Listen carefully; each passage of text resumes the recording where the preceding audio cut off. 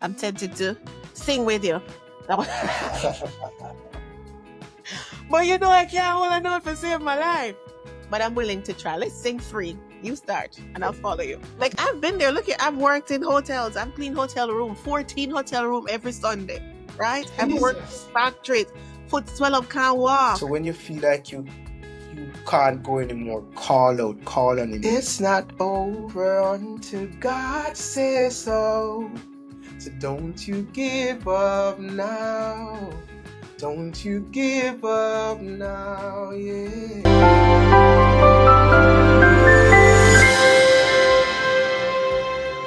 Hello and welcome to another episode of Tissue Tea and Testimony. I'm Camellia. Guthrie is my last name for now. And if this is your first time here, welcome into the space. If it's not your first time, you've been here before, welcome back. Thank you for being here. Today we have another awesome episode planned. I think it's awesome. And if I think it's awesome, I feel like you go feel like it's awesome too. And I have an awesome guest, which is why it's going to be awesome, in the form of K. Anthony. If you don't know who K. Anthony is, then we probably need to move the rock from where you are. But K. Anthony, I've known him for a very long time. And he's done amazing things with his life. And so he's here today to share a testimony with us. I'm going to ask him to introduce himself. But before we get into that, we're going to go into our tea talk. He's going to tell me what tea he's drinking and why. And then I'll tell you what tea I'm drinking and why. What tea are you drinking? Welcome. Thank you for having me. I think I'm drinking ginger. Why? So I tend to have issues with my stomach, and so I think that tea helps. And so, yeah. I thought it was just a Jamaican in you because not like Jamaican and ginger tea. Is the medicine for all things. Okay. I'm drinking hibiscus. I chose hibiscus because it was just another tea that I have. I use tea leaves. So you'll see, hold on. My little dolphin is here and it's being steeped. I'm taking it out. Mm. Um, and so for my last guess, I was drinking fennel. I'm like, you know what? Let me just change it up a bit. Hibiscus is really nice, which is why I buy it, but no special reason except for the fact that it was in the lineup. Mine is not as fancy as yours.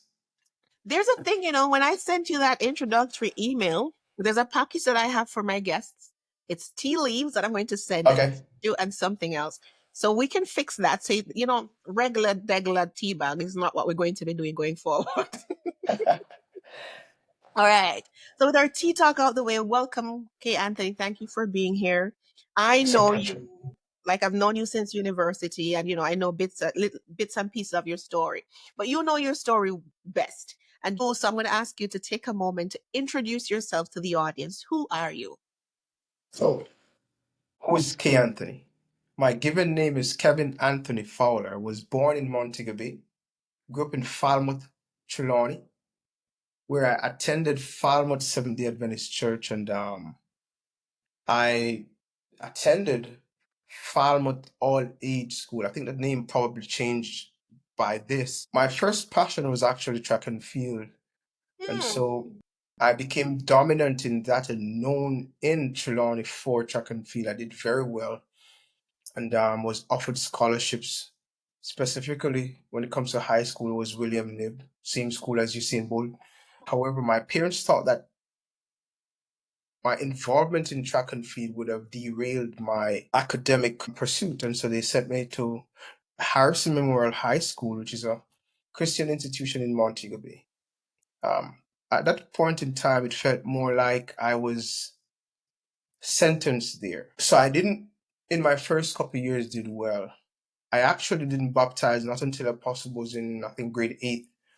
But even before that, what led to my baptism that time was 2 years prior.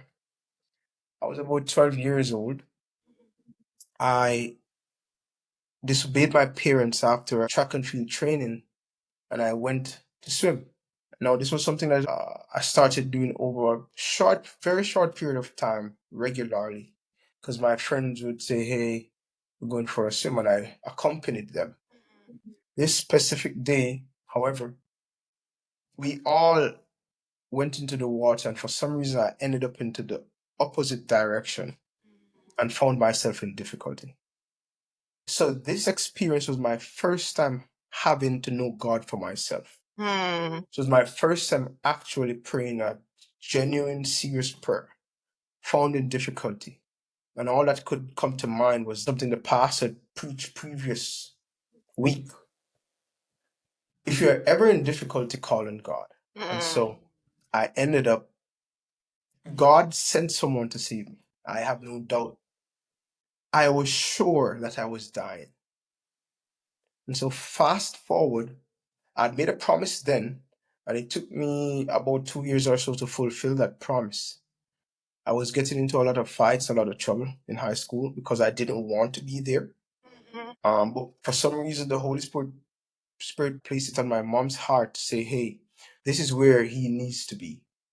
And so I remember one day I was so upset and mad at a situation, and I was in the teacher's quarter, and they were all looking at me and saying, oh my God, look at Kevin's behavior. I was hyperventilating.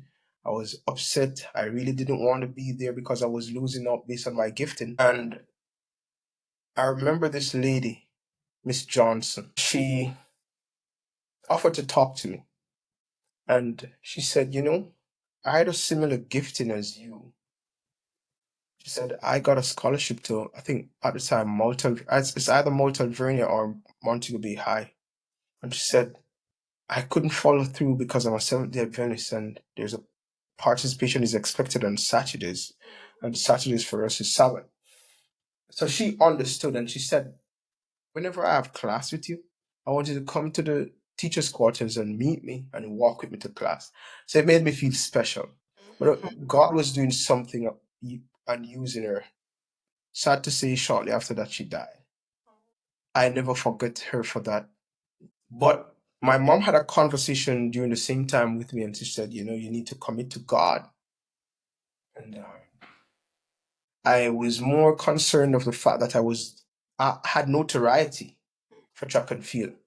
And so you taking away, and I also suffered with so low self-esteem. So you taking away or seemingly taking away something from me that caused me to feel like I'm someone, that's a lot. And so I struggled with that. However, I was fully aware of what the Bible says about the Sabbath, and nobody needed to convince me. I understood it. And so, interestingly, my mom said to me, you know, you probably need to ask God if you have another gift. And I was weeping. It was during that time while crying, I said, well, if I have another gift, God need to show me. And interestingly, I kid you not, probably a week or so, a friend of mine was asked to sing in church. He was a bit timid, and so he asked for support. Me and another friend joined him, and the church, I don't know, I don't know if he did a great job, I doubt it. But they were so, I guess, blown away to see three young guys participated in church. They gave us such a warm welcome and support. And so we felt, you know, Good. special. Yeah. And we continued to practice and learn. And so that's where my singing started. And I developed much more of a love for music, but more so my interest wasn't in music in terms of academics. So it's going to be uh, something in agri-science. Yeah. And so I would say that's my background. And after graduation of high school, I wanted to become an agronomist. And so I think God allowed, I think the Holy Spirit spoke to my mom and said, hey, the same issue is going to happen because during the same time I was training for a club in Falmouth, and I was getting the friends who I was training with, they were coming to me saying, hey, if you were there last weekend, we would have won the 4x1 and stuff like that. And then they told me that the coach has been talking about me and have interest in getting me a scholarship in University of Texas. So even after completing high school, it came back on the table where I was given the opportunity to choose again. My mom said, I don't think you should. And I cried, but I let it go. And when she made a recommendation of me going to Northern Caribbean University to study music, that was an interesting turn because I never could have planned that, although I was passionate about music. And so attending Northern Caribbean University was an interesting journey. And you're now a full-fledged musician, Yeah, full-fledged musician. trying. We're going to get some more into that and the journey to that because you just started telling us in your introduction. You're also training to be a pastor. Is that something you want me to share? Oh yeah, I'm fine with that. I'm currently in grad school doing a master's in divinity. Not sure how God is going to direct me. I have interest in also doing chaplaincy in the military. I like to explore, Mhm.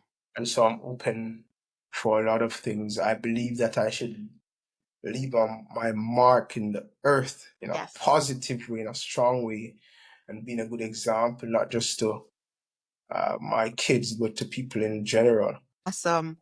Thank you for that. We're going to get into the story, like the full Uh-huh. fullness of the story. But before we get into that, I told you we have two games, two icebreakers Okay. that we have. So we have spill the tea or we have tea tag. You choose which Uh-huh. Spill the tea. one. Okay. So spill the tea. Let me get my question that I have prepared for spill the tea. What's the most unexpected place or moment you've ever been inspired to write a song?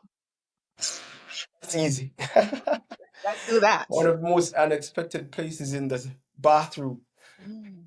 Which song was that? Um, Tomorrow Yamina. It's an older song.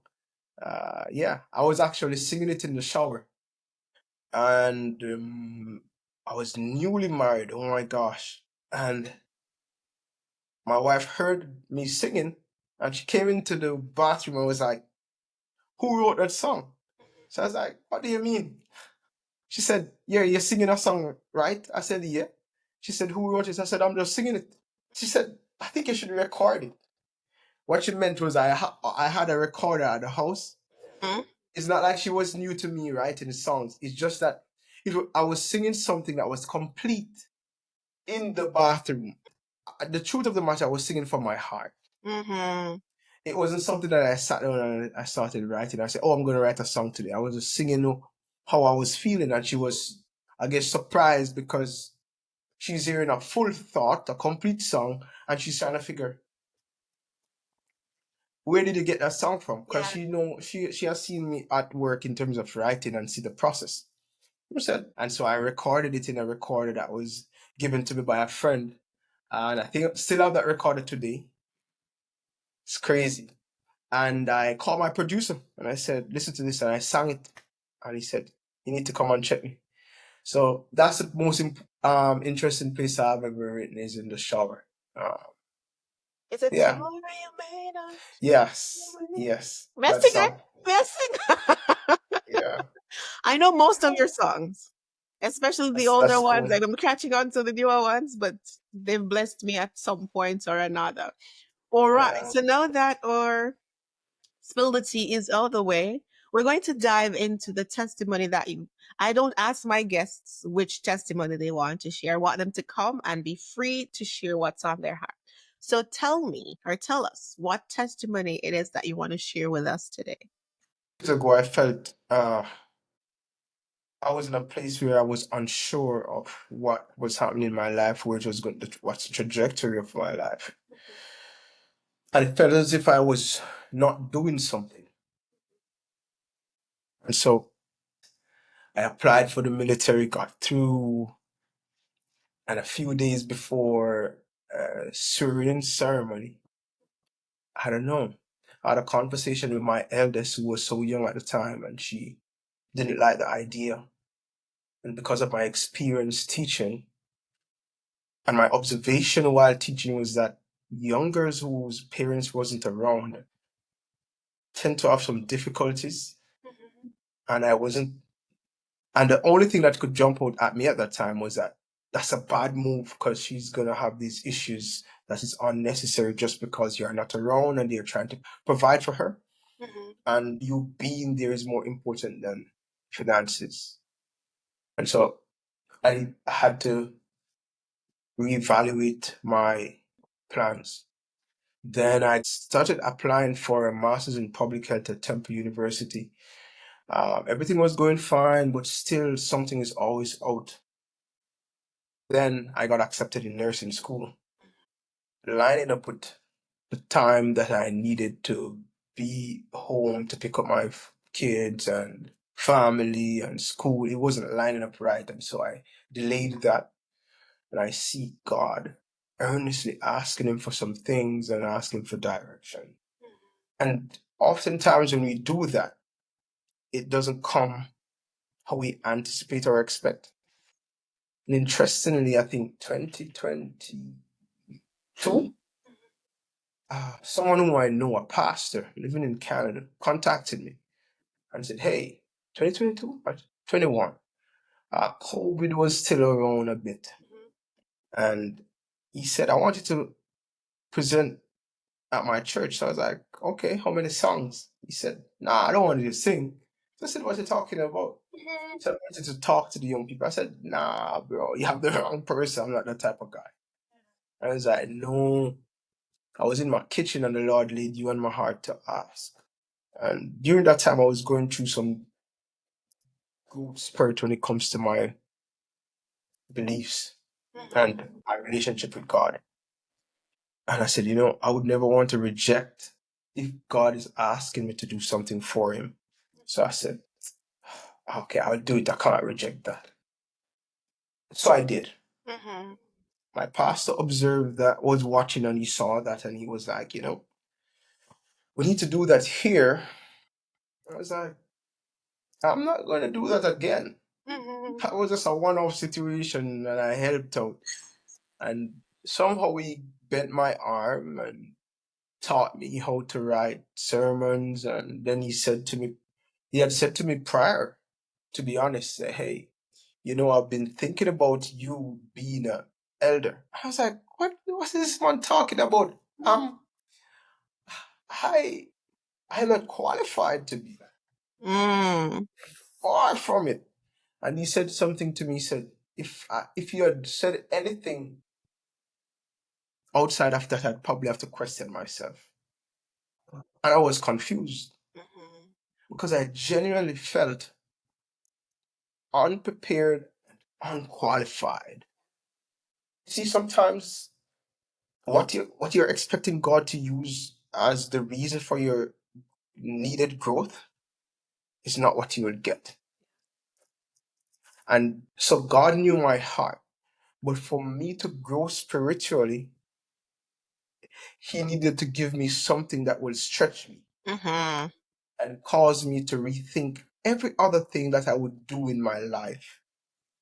And so the position wasn't for me to be in position. The position was given because He want me to be of a certain character.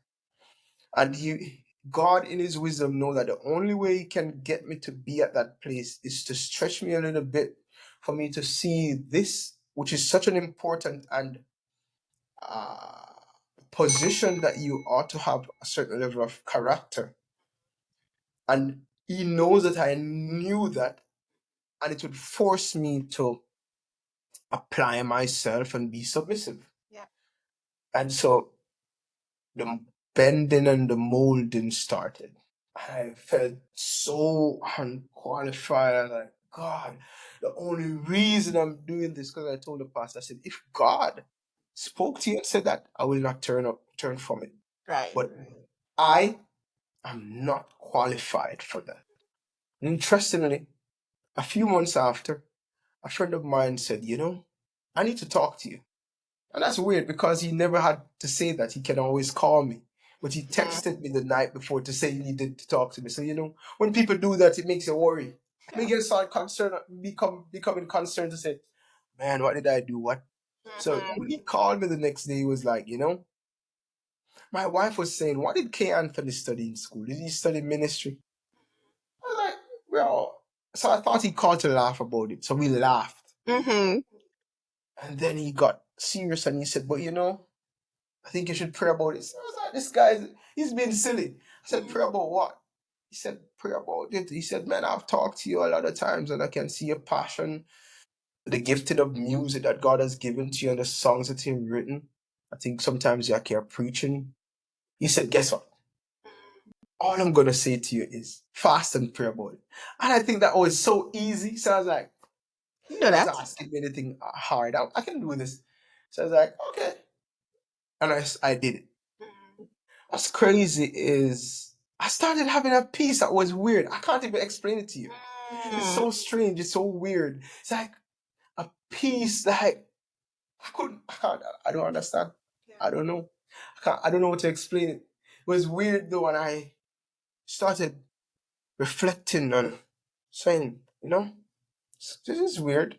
I said I have no interest in what he's talking about, but why am I at peace? I was impressed to contact someone in ministry, Dr. Neil Reed. And I said to him, this is what is happening in my life right now. And he said, oh, Kevin, that's interesting. And he said to me, I'm going to pray with you. You need to talk to Daniel Clark and ask him what led him to ministry. And there was a reason why he was telling me. When he was coming off the phone, he said, everyone's call to ministry is different. And what God wants you to accomplish is also different. And so when I said, okay, I'll wait like a few weeks to call Daniel. Like, then this day, we arranged to talk.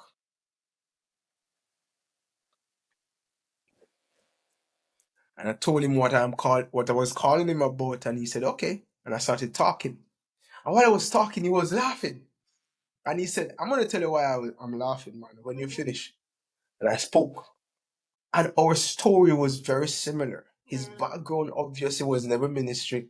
No. And what led him to that point, it was some similarities. Someone contacted him, asked him to present.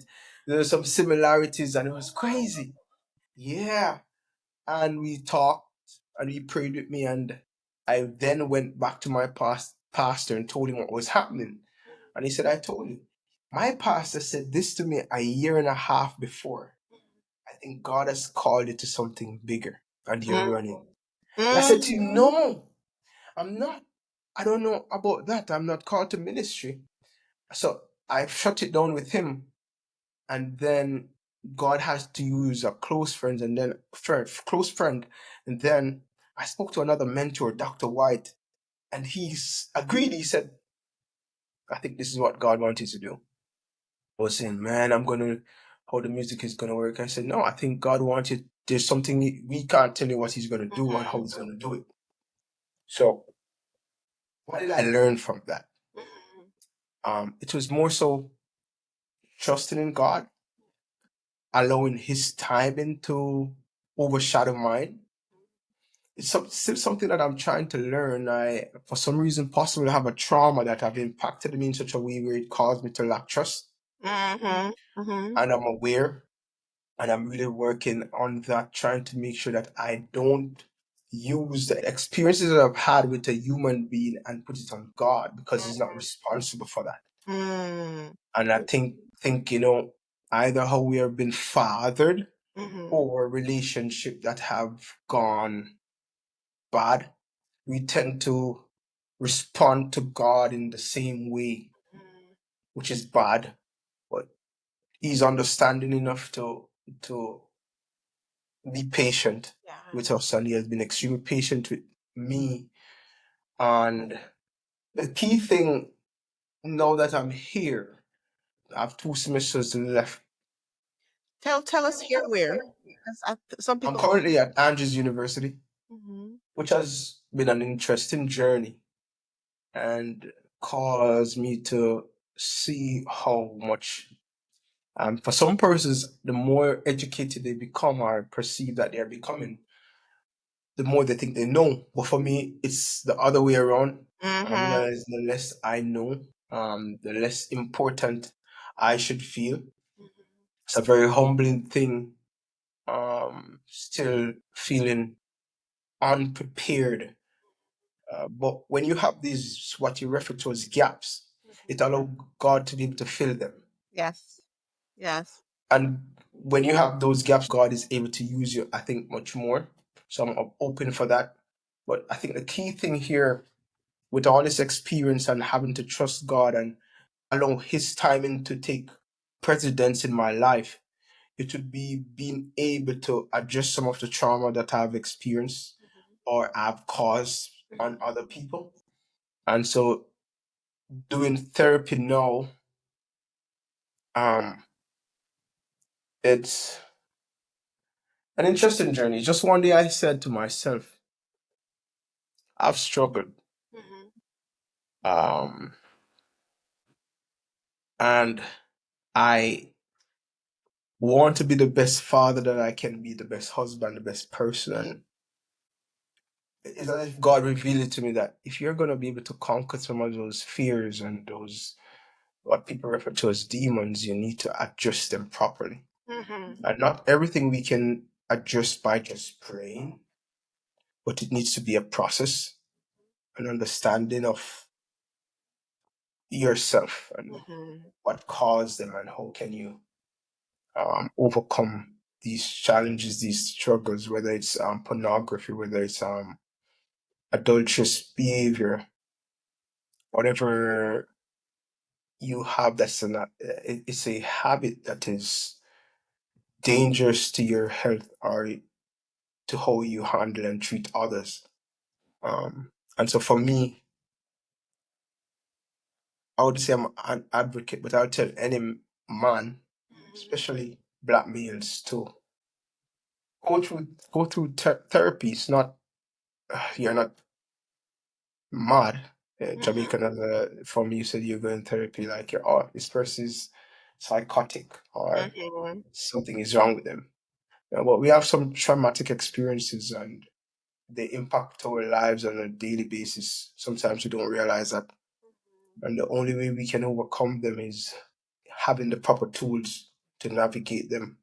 I don't know if I will ever master, but I hope that I would have somehow given my kids some things that I possibly never had, not because my parents were terrible parents, but more so learning and applying and trying to become better, building on what they have given to me. And I think people are prone to make mistakes too. And so it's just becoming sharper and better to pass down a healthier approach to life in itself. Yeah. So many things, so many questions. But before I ask the question based on the first bit of your testimony, there's always this saying, I don't think it's in the Bible, it says God equips, He doesn't call the equipped, He equips the call. Yeah. And sometimes when we are called, we feel unprepared because we hold on at times to guilt and shame from the things that we did. Right? Something happened some time ago and I prayed to God about it and it kept coming up. And then when I was having a conversation with somebody one day, and they're like, yeah, God has forgiven you. You need to let that go too. So sometimes when we have these different experiences, we go to God and God forgives us, but we hold on to we don't forgive ourselves. And so we Yeah. hold on to the guilt and the shame and the pain of it and then just render ourselves ill-equipped, unprepared, and whatever. God is like, no, no, no. That experience or those experiences, those are the things I need because I'm going to use those to propel you into purpose. I'm going to Yep. use those things to allow you to become relatable to other people. Yes. The struggles I have and the struggles you have may be different. The people I can reach, you can't reach because of the Correct. experiences. So the experiences that you've had, the things that cause you to feel unprepared, and unworthy and all that, those are the things that God is going to use to make you into the best person that you could ever be, that is going to make you relatable, that is going to make your ministry so powerful. So I want you to remember that. In terms of, you just coming into ministry at this time when you were Yep. getting all these people were, bringing confidence and to you, you were doing music and you were in your head, you're probably like, this is it for me. This is right. It's a life I want to live, Right. even So to this day. even to this day, because you still Yeah. do such good music. Like I think I've messaged you randomly to just like, is it this song? Just keep doing what you're doing. You might feel like it's not Yeah. impactful, but they're like some of your songs. Oh my God. But like when I find myself in a certain spot, I'm like that song, or it's just come in my head and I have it on repeat. So you were doing music and now you're like, oh, so now I'm being called to do this thing. How did you Yeah. reconcile the two? How do I? how have I Have you reconciled? reconciled them?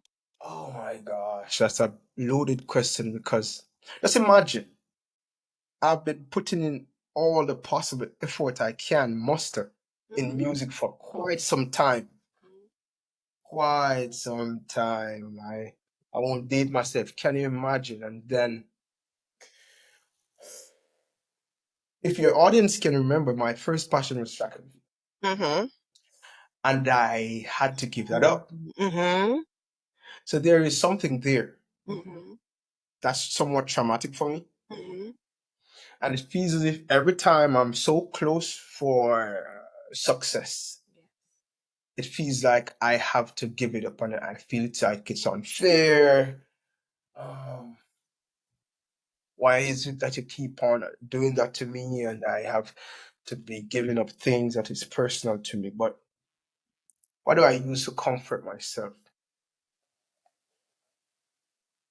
And as I'm sharing this, is like I'm talking myself through it, which is something that I have to do, which is God is all knowing.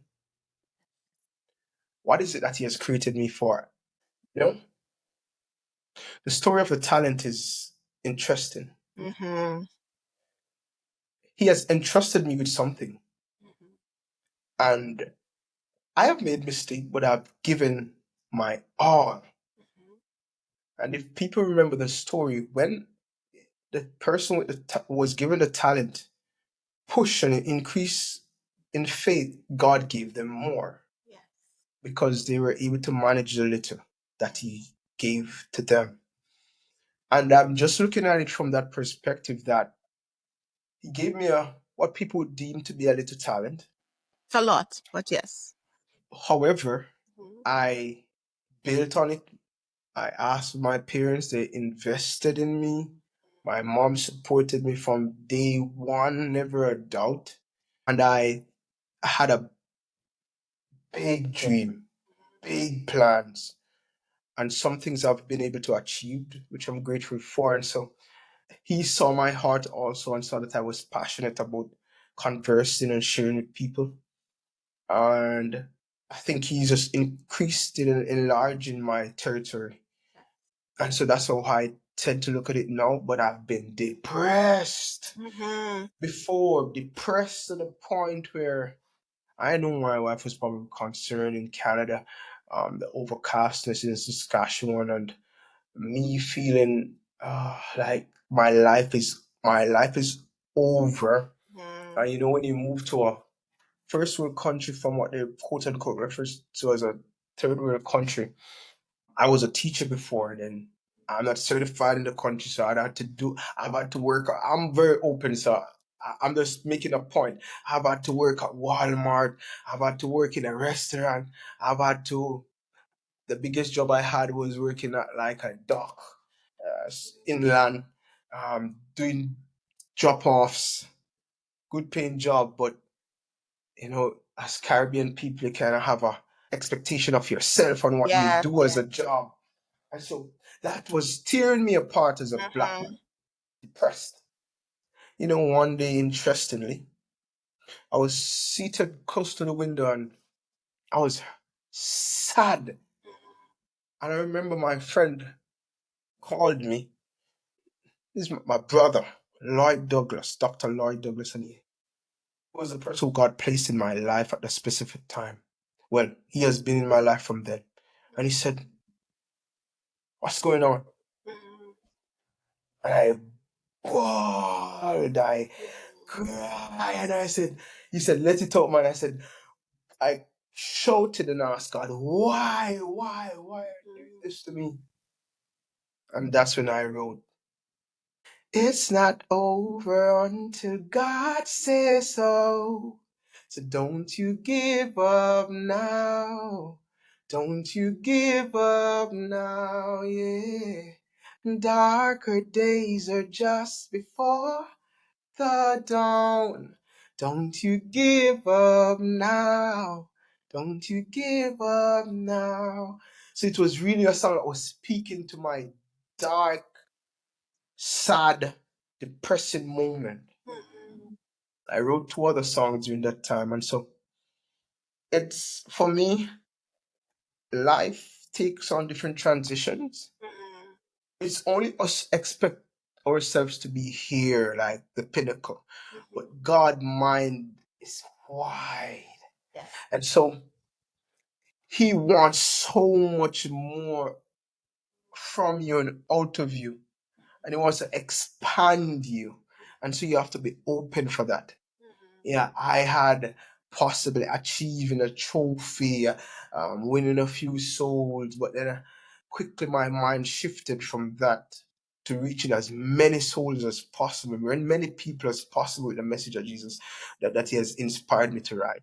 And that's how I've now taken on and how I would say, what this journey has looked like, even being here at the seminary. Still, some days I get up, I feel not qualified, Mm-hmm. but I don't say not qualified and stay at the same place. It's a feeling of not being qualified, but I'm moving. I'm not stagnant, and why I'm not stagnant is because I know He has a plan for me. Sometimes, as you mentioned the whole thing about being depressed because you're a musician. You have like extraordinary talent. Everybody knows. Melancholy. Right? You have this gift. You've invested in this gift. I'm like, God, I've given this thing to you. But now I'm finding myself doing all these odd jobs when this is supposed to be what is supposed. Jeez. Yeah. Like I've been there. Look here, I've worked in hotels. I've cleaned hotel room, 14 hotel room every Sunday. Right? I've worked in Jesus. factories. Foot swell up, can't walk. Yeah, I've done the odd jobs and something. I'm like what is happening? But you know what? I recognized, Anthony. Like sometimes I look back on all those struggles and something, like in the moment you're sad and you're depressed. But I realize how God wrote the story is better than I could have ever thought of it. And every experience that I've had, there was something in it that I needed for the next chapter of my life. And so sometimes, like when we're in there, it's hard, It is so hard. It is Jeez. so hard. Like just submitting and surrendering and say, God, do what you will. Because at the same time, in my head, like I asked somebody recently, I'm like, why? What's the purpose of God telling me to come ask him for things when he knows he's going to give me something else? Like, what's the point? Right? So we know what it is that we want for ourselves. And it's Yeah. hard to surrender. But I've recognized that God always works it out better. And if you just trust him, like if you just find yourself in this place where you trust that whatever he says no good thing will I withhold from you. So sometimes there are some things that we see and it good and it look good. But he's like, little ambition, please. What I'm about to give you is better than anything else you could think or imagine. And so I'm happy that, during that time you didn't give up on God. Because sometimes we find ourselves in those situations like, all right, I'm gonna try this God thing and it's not working out. I'm going to just try something else. So I'm happy that you didn't give up on God. And to you, it still might not make sense because you're a gifted singer and you're being called into ministry. If you're following God's lead, there is possibly some ways that He's going to merge the two that is going to it's going to blow people's mind about just how God can just, you've invested and he's giving you more. And so I want to commend you for holding on. You also mentioned about therapy. And I'm happy that you mentioned that because of all them trauma, them tell something. You say you come from the Caribbean. I feel like everybody who comes from the Caribbean, you come with some form of trauma. Eh? You come with some form of trauma. And there's this thing in Christendom where sometimes we believe that all you need to do is pray. And I Yeah. believe in prayer more than probably the average person. But at the same time, God equips people to help us. In the same way that Yes. you need a heart surgery, you're not going to just sit Yeah. and pray. And no, you're going to go to the doctor to get somebody to work on it. It's the same thing. And so sometimes we have these things and you have an idea of what might be wrong or not, but you need someone with the tools to help you. And particularly as black men who we feel like, not weak, I mean, a man, but, them feel like they have to be macho and all of that. I'm happy that you have decided, you're going to go against the grain and against the culture and the custom to seek the help that you need. Question: have you found therapy to be helpful? Definitely. I have just had my therapy this past week, once a week. Some of the things that came out, because you're informed, Mm-hmm. and you're somewhat educated, you probably have done a course in psychology, you know that something is there. Mm-hmm. Mm-hmm. But how to deal with it is not another thing. And so I was aware. Yes. And over the years, God have made me aware of certain traits and practices. But although I was aware, I never did anything about addressing it. I won't take the credit. I was just, impression came that you need to be healthy. The only way you can be healthy is going to therapy, and it's been working. I also suffer from anxiety. I'm not necessarily proud in saying that, but it's a fact. Yeah. And I think it's the pressures that I have placed on myself. It's not no one. Mm. What I think and expect of myself, the achievements, being in a position where I'm fully capable and responsible for my parents as they are getting older. Those are things that bothers me to this day. I just know how to handle them. They never necessarily asked me about Yeah. this or before this. It was Yeah. just, again, it's our culture. Mm-hmm. And so those things affect me beyond what people can even imagine. And I sometimes would have looked, when it first started, I didn't understand what it was. But of course, I internalize a lot, hence why that happens. Mm-hmm. And just wanting to do well and probably hearing them say that you have done well. You hear that, but even my mom said this to me some weeks ago. Say, why are you so hard on yourself? Mm-hmm. And it's true. I'm like that. I just, for some reason, I don't know if that has anything to do being the firstborn, but I feel like I'm responsible for everybody. I need to take care of them. I need to make sure I'm in the position to be able to. And when I'm not, because now I'm in school and balancing music, balancing family, trying to make sure I don't mess up in my classes and stuff like that. Um, a lot of pressure came down on me beyond my wildest imagination. And I said to a friend of mine, who I knew from in college, who's now the person responsible for the counseling department here. She happened to be walking out, and I said to her, "I need help." And she said, "Kevin, you need to come by the office." I said, "I am so stressed." And she said, "Kevin, you need to come by the office." Somebody I know really well. Mm-hmm. Um, and I said, "Yes, I'm gonna come." I remember I walked towards my vehicle, and she said, "Kevin, you need to come."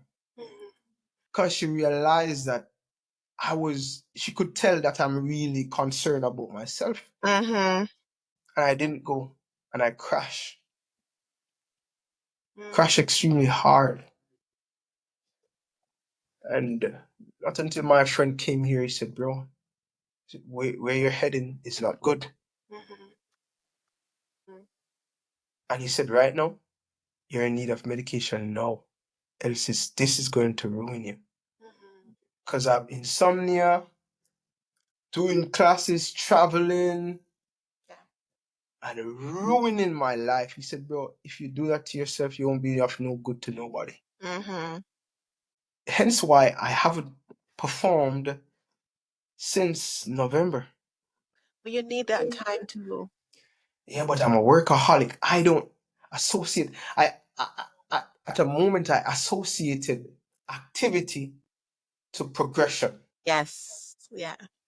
and activity and inactivity, it can be the same. And that's something that I obviously have to learn because I know my parents to be hard working. I know Mm-hmm. nothing else. Mm-hmm. And so I associate achievement to just just going and going and going. And crazy enough, I wasn't taking all the opportunities that was coming at me, but I was still biting off way more than I could chew. Because I'm trying to balance getting done. The year before it started, I think it started quite some time. So I remember for my finals, I went to Europe doing an assignment, and I was in Europe and I was traveling every day. Mm-hmm. I was tired. And then I came back stay with family, and then after that I started picking up. Then I won the JUNO Awards, and then I'm busy. Somebody was warning me, said, "Bro, I think you're burning out yourself." And I said, I need to pace myself. Okay, I will not do this at this time. Da, da, da, da. And I tried to. I Mm-hmm. had tons of interviews. Just like how we were talking now, just imagine. I was doing interviews after the juniors very regularly. Mm-hmm. So it's crazy. And I didn't want to miss. I feel like there's a window. And I just didn't want to miss that window of opportunity. And so I was just on it, on it, on it, and just about October or so, and I just started declining, started feeling sick, started having lack of appetite. A whole lot of things started happening. Mm-hmm. Yeah, I would tell anyone, um, create boundary for yourself. Understand that this body is one. Only one that you have, you can take it off and put on a fresh one. And so you should care for yourself. Don't be too hard on yourself. And for the things that you know that is affecting your life that needs to be addressed, don't be afraid to seek help so that you can be the best version of yourself. Absolutely. Uh, so many things, so many thoughts. But I think one of the things that's coming to mind is that success comes with great sacrifice sometimes. Ooh. Because Ah, like looking on, like you're always dressed to the nine, you just look good. You look like life is well. But behind the closed doors, sometimes we see people and we judge them and we don't recognize that they too are, going through their struggles. They too have battles that they're fighting. And so we ought to be kind to people. We ought to be praying for others because yes, you just never know.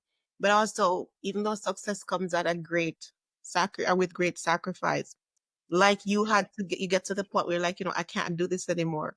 There have to be boundaries set because even God rested. yes, Even God rested. Yeah, I know we're in this hustle culture. We're like go, go, go, go, go. But you said we only have one body and it's a temple, so we ought to treat it like such.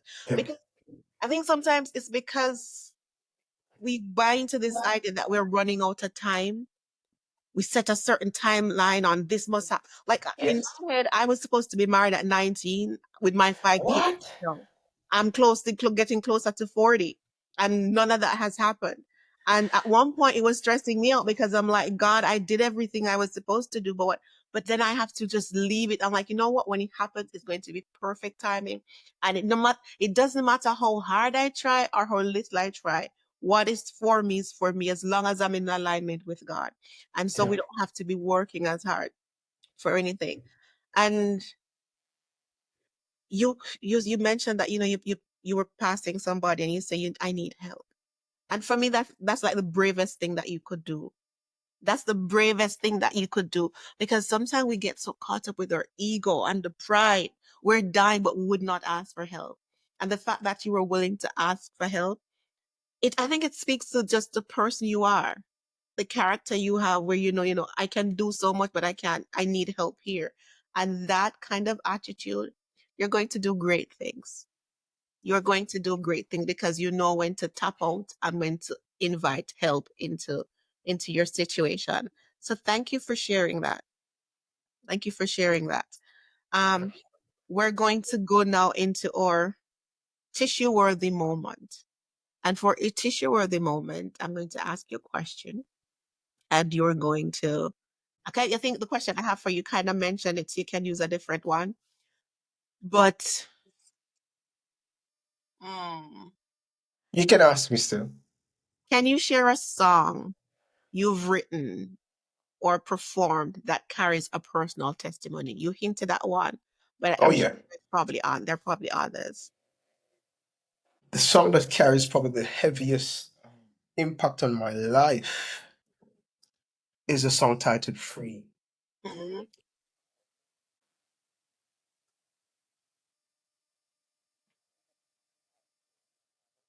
I don't even think the producer that I work with on this song knew why I started writing that song. It's birthed from a very simple and honest place. that I couldn't have planned, but I was going into a songwrite with a producer where I was just meeting. His name is Kevin Wine Barger. And I didn't want to look foolish going into the meeting or look or what we generally say flop. Mm-hmm. So I prayed that honest prayer. I said, God, don't make me look silly. If I'm gonna reach people, they have to be impressed. Mm-hmm. So I said, I need you to I said, there's something on my heart. I know I have an idea of what it is, but I can't express it. So I'd like for you to help me. And I heard like almost like someone was singing what it was on my heart. So it was like, when the sun sets free is really free indeed. Everything I was, you cast into the sea. That was how I had it. And so when I went into the songwrite, I was doubting myself. So he said, did you have any idea of what you want? I said, no, you can go ahead. And as soon as he started talking, I jumped in and said, you know what? I think I have an idea. And he said, let me hear it. And I sang it and he started playing. This was Zoom during COVID. Mm-hmm. And he started playing and he said to me, why? I think you should change these notes. And he said, I said, okay, tell me how. And he said, when the sun says free is really free and I was you cast into the sea. Your forgiveness is my only memory. 'Cause I simply be on whom the sun sets free. And I said, wow, I would have never thought of that. And it could be culturally. I sing and close the ending note. When the sun sets free. Instead of singing, when the sun sets free, which makes it free. Mm-hmm. But it could be possible because of my upbringing. He's not of the same ethnicity and from a different upbringing. So he see things different and feel it differently. And I think it was a beauty. I was like, wow. And super talented writer and producer. I had the privilege of working with, and that song means a lot to me because, which is taken from John 8, verse 36, whom the Son sets free is free indeed. So the story goes like this: when the woman was caught in adultery, they pretty much was going to discard of her, but Jesus granted her freedom, peace. It not necessarily mean I was caught in adultery, but I've been able to battle something similar to her that felt like it had me at a chokehold. Mm-hmm. Like, I can't overcome this. And it was really, it was something that this was just before me in the sense that even when I am not participating in that thing, it felt, I still had a level of guilt.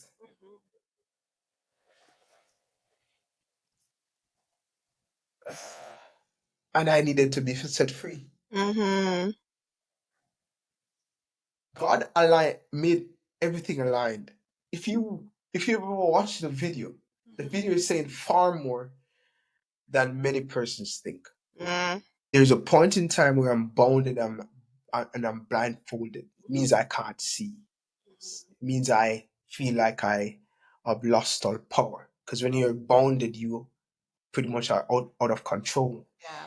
And I'm placed in a place where there's nothing around but it's like it feels like a wilderness, Mm-hmm. darkness, wilderness.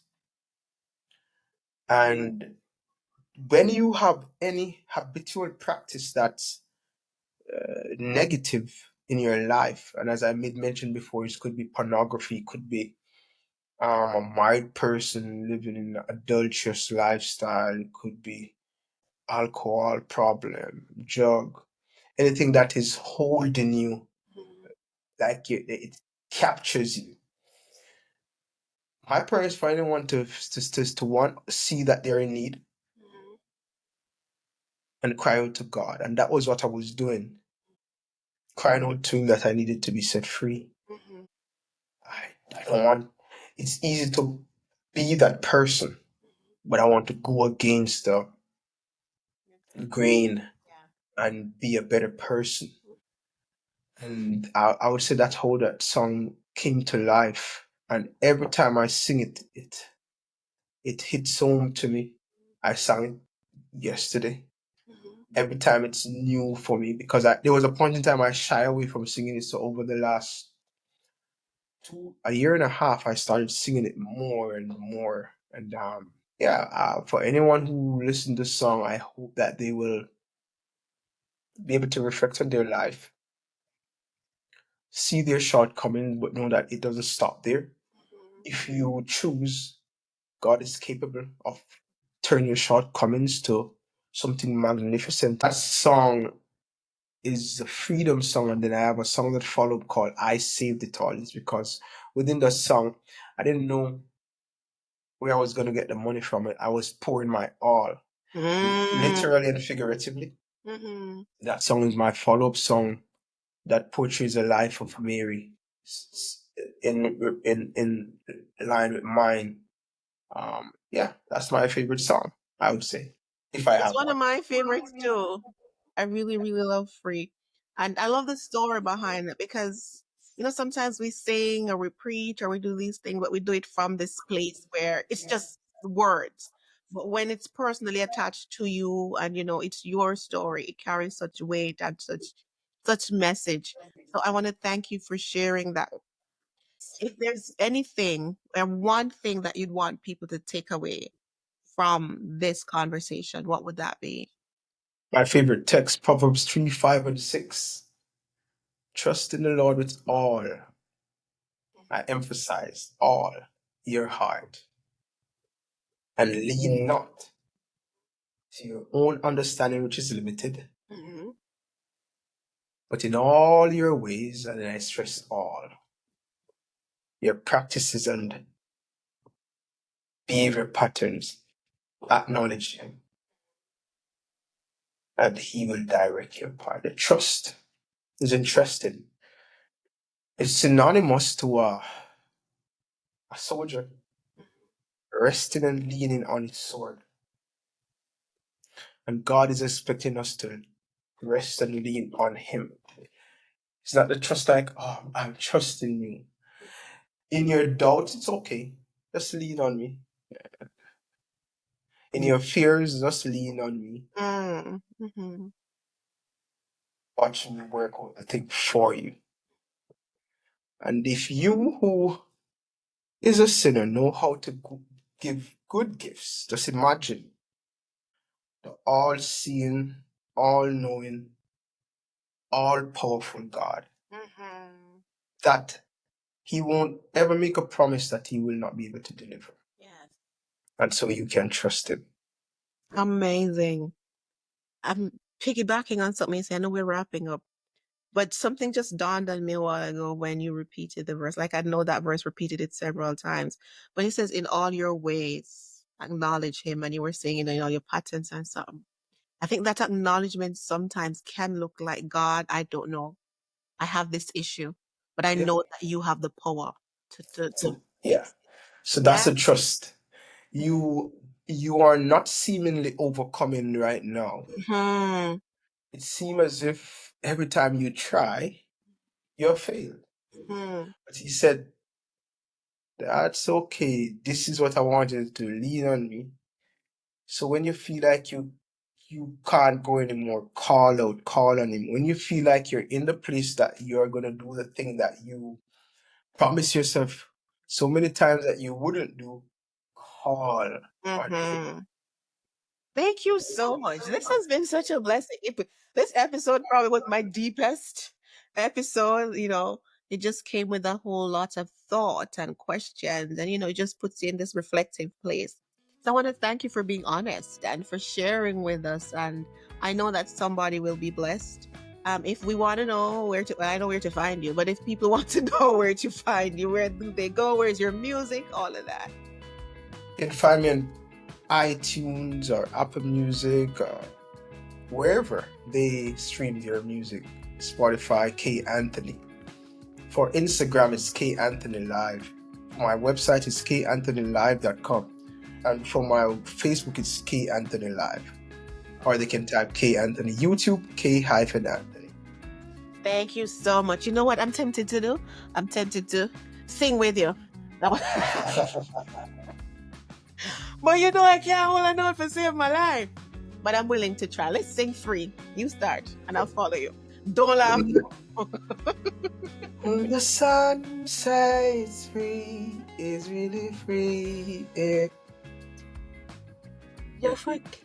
I was you cast into the sea. Your forgiveness is my only memory. 'Cause I simply be one whom the sun sets free. Amado. Come on, we can do some more practice.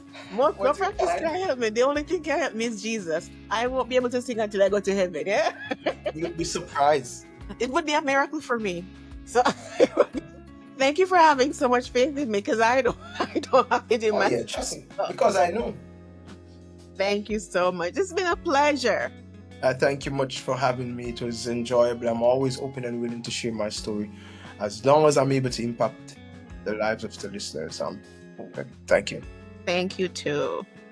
Thank you so much for tuning into this episode of Tissue, Tea, and Testimony. I hope it blessed you, challenged you, and even made you laugh a little. If you felt a connection to today's story or found a little bit of yourself in the conversation, I'd love to hear from you. Share your thoughts, testimonies, and of course, your tea recommendations in the comments or over on social media. And if you haven't already, please go ahead and hit that subscribe button on YouTube or follow the podcast wherever you listen so that you never miss an episode. If you were inspired by today's conversation, take a moment to share it with someone, maybe a friend, a family member, a colleague, whomever. But share with someone who might need a little encouragement. And remember, life may not always be easy, but with a little tissue, a good cup of tea, and a whole lot of faith, there is nothing that you cannot make it through. Until next time, keep the faith, sip slow, and share it.